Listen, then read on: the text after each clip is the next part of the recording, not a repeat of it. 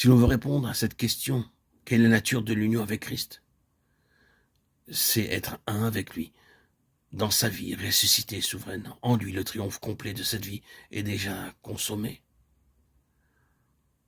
Cette vie-là n'existe par nature chez personne. C'est le don de Dieu à la nouvelle naissance, le fruit de la régénération par le Saint-Esprit. C'est autour de cette vie nouvelle et intérieure que gravitent tous les intérêts de Dieu. Donner à cette vie l'accroissement qu'elle comporte.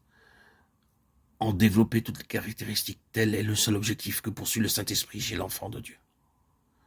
Le second point dans cette question d'union avec Christ dans son état est la sanctification. Qu'est-ce que la sanctification? Le but que nous poursuivons ici va nous permettre de ramener cette importante doctrine à deux propositions bien simples. La sanctification est premièrement un acte, l'acte de se donner à Dieu sans partage.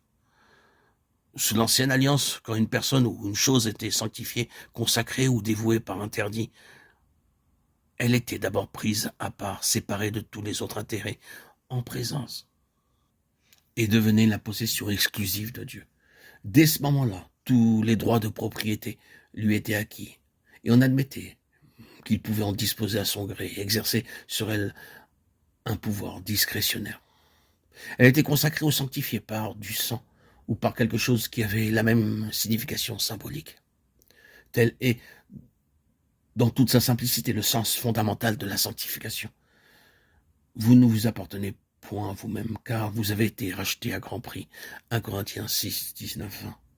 Ce n'est pas par des choses périssables de l'argent ou de l'or que vous avez été rachetés, mais par le sang précieux. 1 Pierre 18.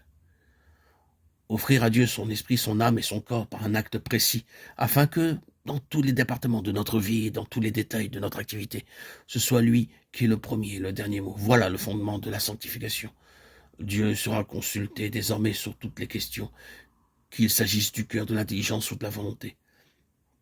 La vie personnelle avec le principe du moi, sous toutes ses formes et tout ce qui touche à la vie naturelle est livré pour devenir par la croix absolument assujetti à la volonté de Dieu. Christ, à la droite de Dieu, représente l'aboutissement magnifique de l'homme livré à la volonté de Dieu. Aboutissement parce qu'en ce qui le concerne, cet abandon volontaire a été mis à l'épreuve par tous les moyens possibles, sans que l'acte initial de consécration personnelle ait jamais été démenti. Et c'est dans cette voie-là que le croyant doit entrer, en maintenant jusqu'au bout, grâce à la puissance intérieure de l'esprit, l'attitude prise au point de départ. À cet effet, l'acte que notre Seigneur a accompli pour nous, une fois pour toutes, porte en lui-même une puissance et une efficacité permanente.